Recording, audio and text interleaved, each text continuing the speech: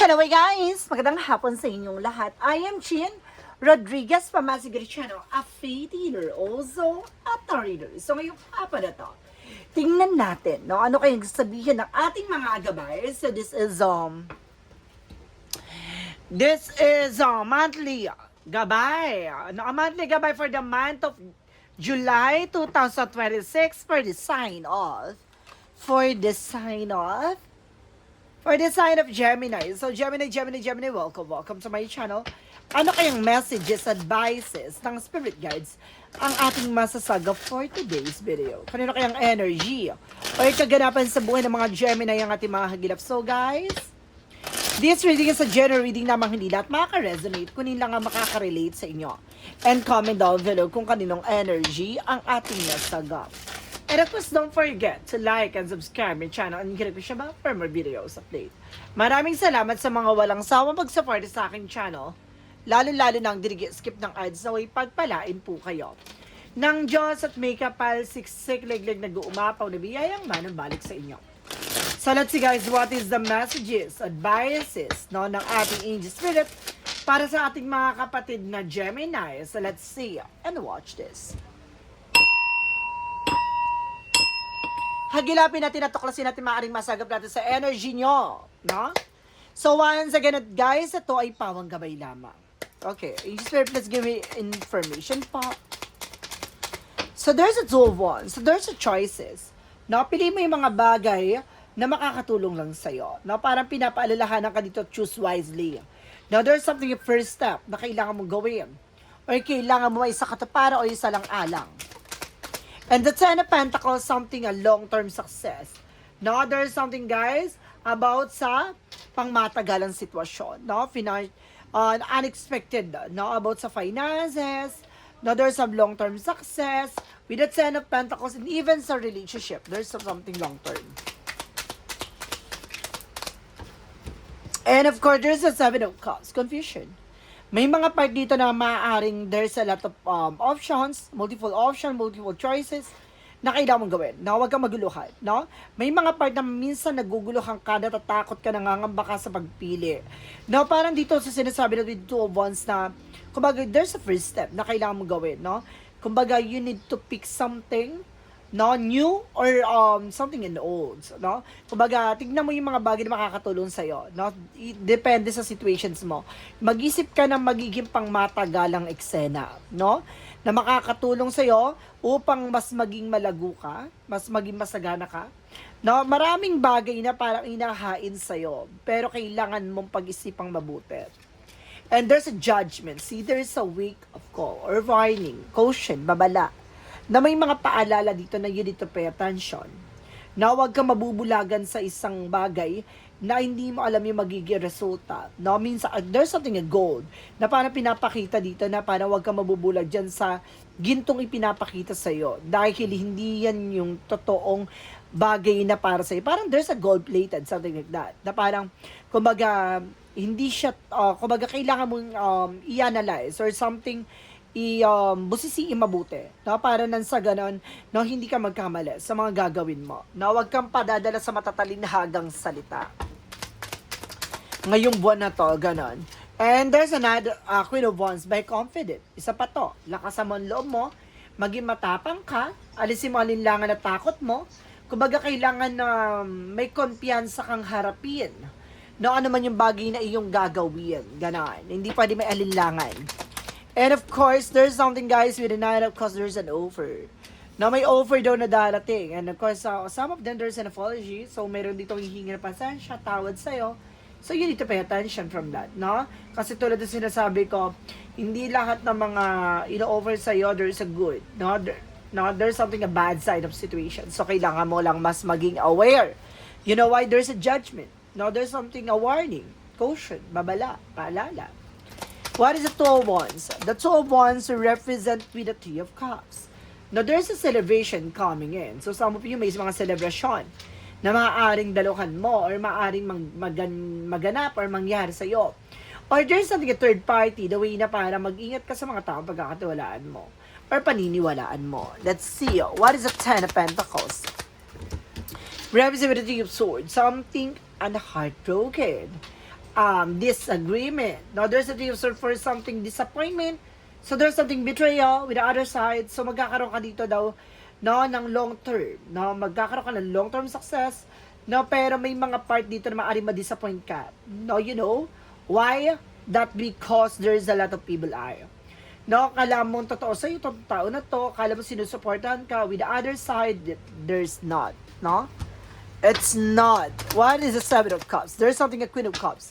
Emotional intelligent, no? When it comes for your emotion, kailangan mas maging aware, no? Huwag ka pa dadala ng tension, kasi mabilis kang maawa, mabilis kang mapaniwala. So, kung may mga part dito na maaaring magdadala ng kasagutan sa'yo na kailangan pag-isipan mabuti, na huwag kang padadala dito dahil maaaring mapasok ka. No, kapag nagmamadali ka. What is a judgment?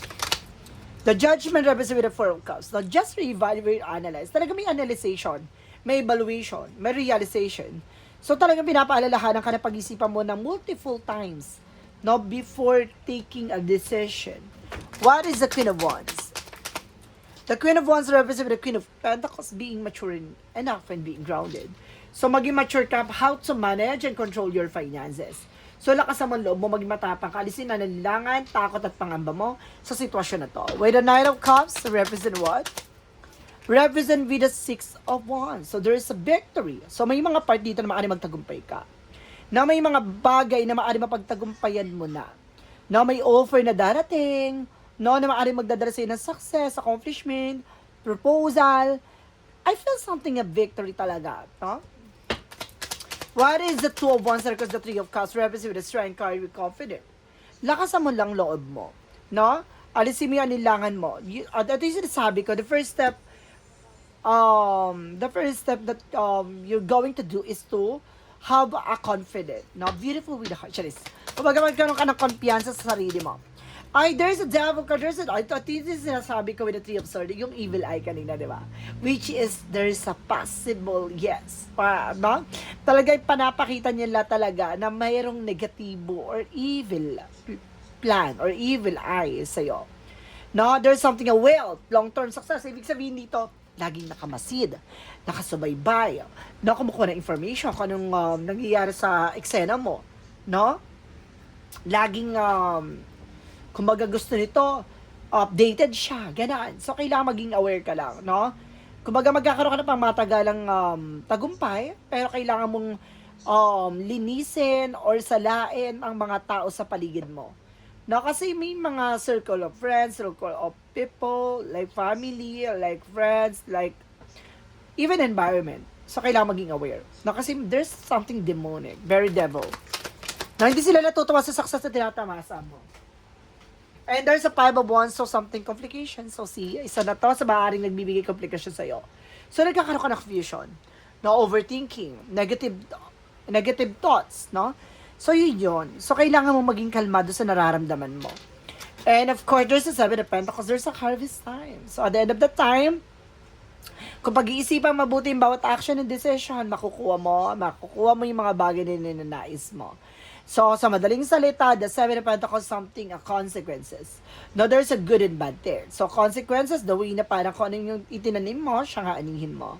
No, gumawa ka na mabuti sa ginagawa mo, gumawa ka na mabuti dyan sa hangarin mo, pangarap mo, there's a possibility na ano yan, no? Talagang mamunga yan. No, kumbaga, there's a fruit of labor. But definitely, if it is not with the bad energy, with the Seven of Pentacles, kung masama ang itinanim mo, so magiging masama ang negatibong outcome nito. So, kailangan mo laging may paalala eh. Kaya may paalala dito with the judgment, na pag-isipang mabuti, no, kung ano yung magiging impact sa'yo nito. No, ngayong buwan na to ay most of all, parang pinapakita dyan na kailangan maging, aware, no, sa mga magiging decision mo. With the Queen of Wands and the Queen of Pentacles, represent with Two of Pentacles, so keep yourself balanced. Physically, mentally, emotionally. So, maging balanse ka. Tatimbangin mo yung mga bagay na makakatulong sa'yo. With the Knight of Cups, and of course, the Six of Wands, represent with the Queen of Swords, clear the boundaries. So, talagang kailangan mo linisin yung paligid mo. No, kailangan mo talaga magtanggal ng mga parasites, no? Yung mga, nandyan lang, no? Pag kailangan nilang tulong mo, or nandyan lang pag kailangan ka, ganito, ganyan. Na maraming mga ganyan. So, kailangan mong, proteksyonin yung sarili. What is a strength card? Or represent what? With a hermit card, there's something a comfort zone. So, kailangan mo makawala sa comfort zone mo. Piliin mo yung mga taong pagkakatiwalaan mo at even sa paligid mo dahil makukuha mo, no, malalaman mo kung sino tong may hidden agenda sa'yo. The hermit card, something truth comes out. No, hermit card, something spiritual awakening. No, parang gigising ka or magigising ka sa sitwasyon mo or sa eksena mo. So, mayroong part na maaring makakawala ka na from a negative situation. What is the Ten of Pentacles? And the Devil with the Three of Swords. Represent with the Page of Sword. I told you, there's a spy looking, watching at you. With the Page of Sword being curiosity, maging mabusisi ka. Bakit nangyayaring ganito? Bakit nangyayaring ganyan? No, bakit nakakaranas ka ng delays and cancellation? Ganito, ganyan. Nalaman lang nitong tao na to. Nagkaroon ka ng ganong thoughts, no? Kumbaga, nasabi mo lang to sa tao na to, hindi na natuloy. So, isipin mo bakit ganito ganyan. Then pala itong tao na to may evil eye, no? Inggitera ka pala. 'Di ba? Kaya kailangan mo dumistansya, no? Sa susunod, huwag ka na magkukwento sa kanya. Kasi alam mo kung bakit? Inggitera siya, pakilamera siya. Charis. Let's see what is the additional messages. And there's something, a justice card. The justice will be served. May curses pa. Oh, 'di ba? So there's a karma. So pinapakita diyan, no? Ano man yung bagay na ginagawang komplikasyon sa'yo, parang nagugulo yung situations mo eh. No? Alam niya kung paano kanya paandaran. The Queen of Cups, something a dramatically actress or actor. So, ibig sabihin, magaling magdrama to. So, ngayong buwan na to, isang paalala na kailangan maging aware ka. No? Hindi lahat ng mga tao sa paligid mo na nakangiti, no? Hindi lahat ng mga taong nakangiti sa'yo sa harapan mo ay pinapalakpakan ka kapag nagtatagumpay ka. Diba? And the Eight of Wands, something and information communications coming in. So, may mga informasyon. No, there's a lot of messages, phone call coming in. So, maraming bagay na maaning dumating. What is the additional messages? With the Queen of Wands, the Queen of Pentacles, and of course the Two of Wands, so there's a Knight of Swords. Success driving. So, bibilis ang takbo ng sitwasyon. No, manatili kang balanse sa sitwasyon mo. And the Empress card, and of course there's something renewal. A revert. No? Kailangan mo alagaan yung sarili mo dito. No? Self-love, self-care. Disconnect from the world. Ganon. So, let's see.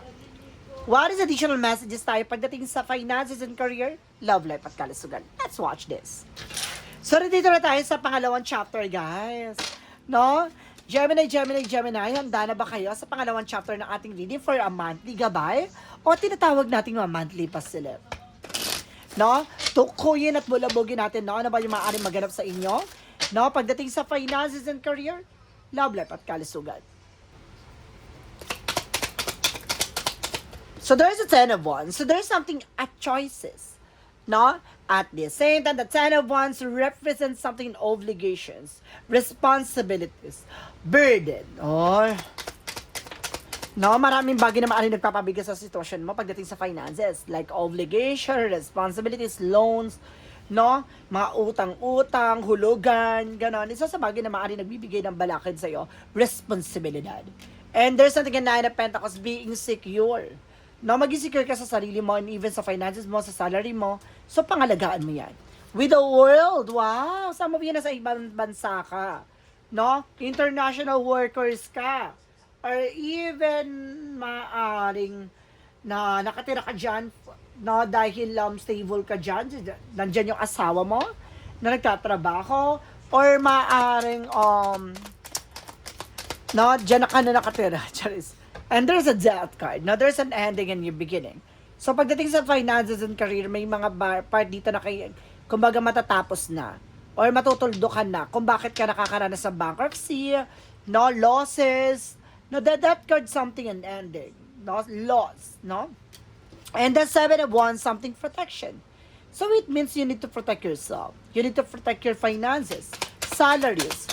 No, use your wise judgment. And there's the Lovers.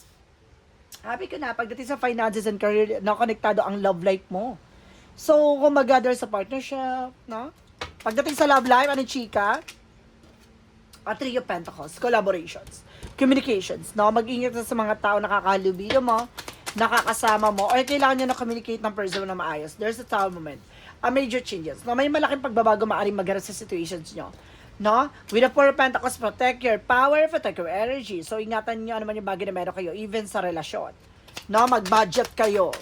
No, with an Emperor C, just being mature enough and being grounded, controlled. No, controlling niyo yung sarili niyo sa mga bagay-bagay. Baka nasasobrahan kayo. No, bili dito, bili doon. So, kailangan niyo maging secure. With a King of Wands, so there's a vision. So, parang tinitignan dito, lagi niyo titignan yung magiging outcome, yung magiging possibilities. And of course, there's the Sun card that comes out. So, mayroong bagay na maaaring lilinaw pagdating sa inyong relasyon. No? And of course, there's the Nine of Pentacles. There's a potential for abundance. Na may potential para maging malago. Na maging maayos ang inyong kalusugan. Pero, kailangan nyo makawala from comfort zone. So, may mga negative dyan sa paligid nyo na na-attract nyo kaya parang hindi kayo makapag-draw ng maayos. And of course, there's a Four of Wands. So, celebration coming in. So, gaganda na ang kalusugan, kalagayan nyo. With a full card. Now, there's something a leap of faith. So, meron pa na pala tiwala. So, kailangan nyo ng dasal. Mag-devotion kayo. And there's a Page of Cups. Now, listen to your intuition. Listen to your gut feeling. So, makinig ka sa nararamdaman mo. So, nakakaramdam ka ng kung ano-anong signs, symbols, synchronicities, or anything na parang pinapahiwatig ng ating gabay. Makinig ka sa instinct mo. And there's a Kingman, something stuck, no? Hing, lutang, balisa, no? Maring ganyan na nararamdaman mo. Hindi ka mapakali. No? And there's a Eight of Cups, no? Kailangan mo mag-cleansing. Nakita mo yun, parang naghuhugas kamay. So, parang pinapart dito na kailangan mo mag-cleansing. Kasi, kumbaga marami ka na negativities. So, ngayong buwan ng July, no, bago dumating yung July, kailangan ma-cleanse ka na nang sa ganun gumanda ng takbo ng eksena mo nung ngayong July na to. So, let's see what is additional messages tayo. Na pagdating naman sa Angel Spirit Messages Advices. Let's watch this.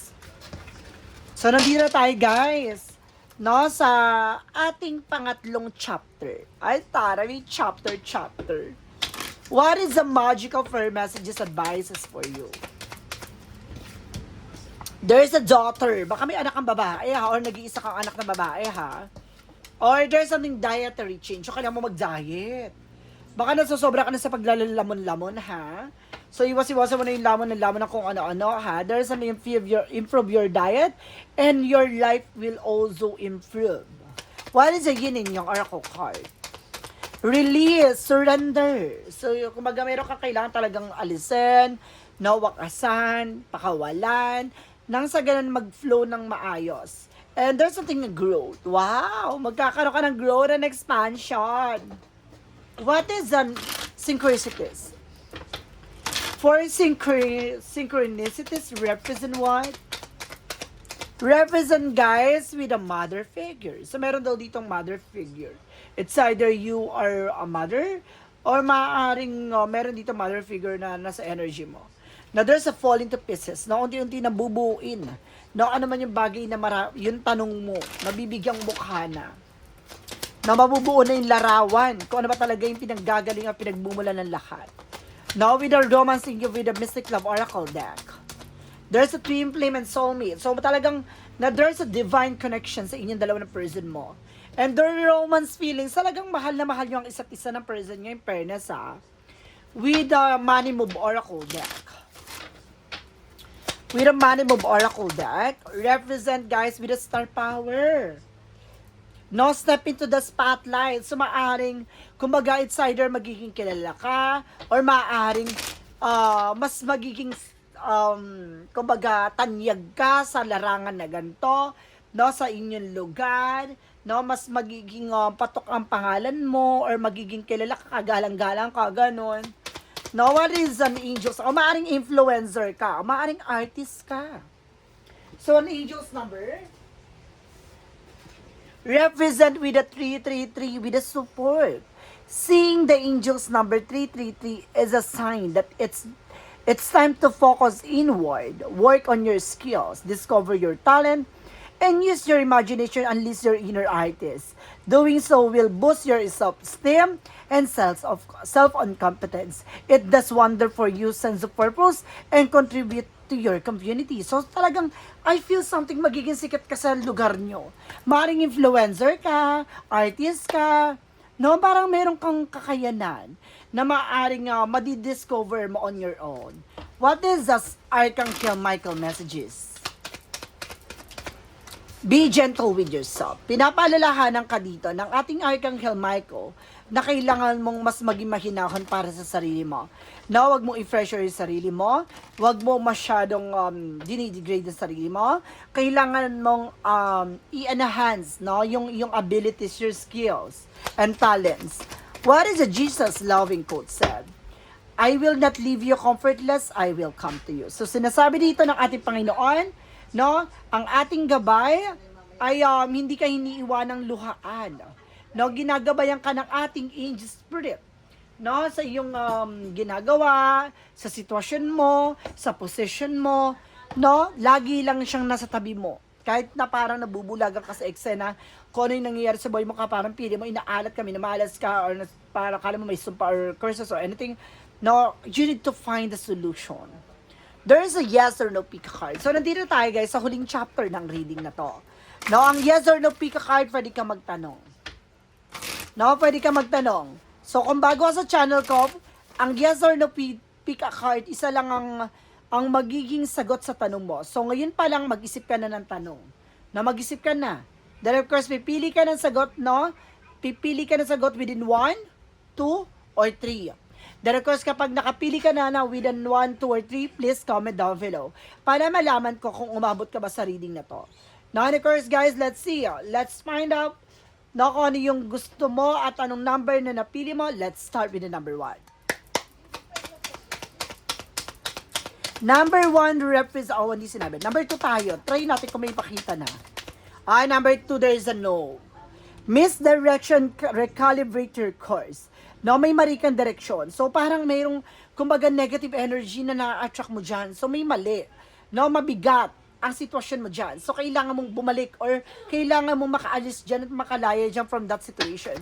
Number 3, there's a no again. Heavy energy, black weight down by worry. So, sabi ko na nga ba, napakabigat at negative yung energy mo, kaya parang binablock ka sa situation, kaya hindi ka makaalis, hindi ka makaget over, hindi ka makarecover dyan. Now, number 1 is yes. It's the icing of the cake of this and sprinkle too. So, mas magiging makulay. Mas magiging matamis ang tagumpay. Wow! So, guys, this is something a monthly gabay, a monthly pasilip for the month of July 2026, now for this sign of Gemini. So, Gemini, maraming salamat for this wonderful reading. So, once again, this reading is a general reading namang hindi lahat makaka-resonate. Kunin lang ang makaka-relate sa inyo. And comment down below kung kanino energy ang ating nasagot. And of course, don't forget to like and subscribe my channel and hit the bell for more videos update. Maraming salamat sa mga walang sawang pag-support sa aking channel, lalo-lalo nang skip ng ads. So, pagpalain kayo ng Diyos at may kapal siksik liglig na gumaba na biyayang madambalik sa inyo. Maraming salamat guys and see you the next video. Bye-bye and babush.